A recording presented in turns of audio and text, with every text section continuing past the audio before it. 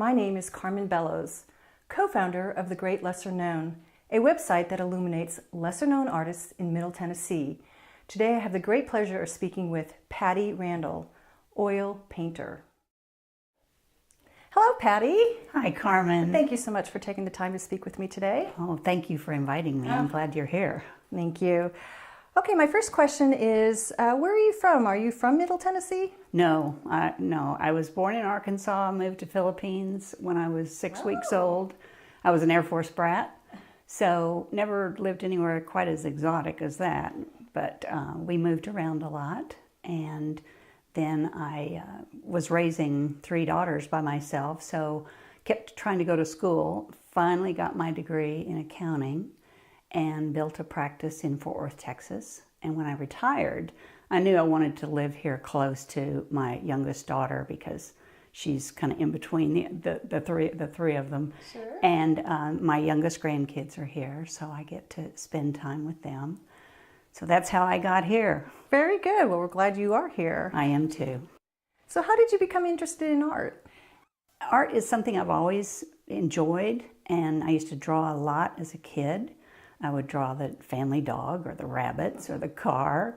And my father was an amateur artist, so he would help me with things like perspective and details that you have to learn as you go along. Sure. And so it was always I was always creating something. And then as a teenager, my father and I used to paint next to each other. We'd set up our easels together, and he would teach me a lot about painting. That's then. cool. And so, yeah, it's just always been in my life. And then when my daughters were little, after I'd put them to bed at night, I would paint. And it was just kind of a way to ground me and just help me relax and get up for the next day. So, yes, I've always loved art. It's always been part of it. Then I put away my brushes and canvas for like 35 years. Because I had to make a living. Sure. And so then I met an artist in Fort Worth, Ann Ekstrom, and she was teaching classes at TCU, and she encouraged me to come take some classes there. And I did, and then continued to take private classes from her, and it just sparked that joy again. And so when I retired, I was like, yay, now I can paint as much as I want. That's excellent. So how's your career developed? How's it going? Well, it is a new career. It was just kind of a hobby up until recently. I did do a lot of commission work for people over the years, but it's just taking off, and I think being part of the Women Artists of Middle Tennessee has just really helped me with the details of building a career. I'm so glad you said that. Yes, Yes. That's fantastic. And what techniques do you use?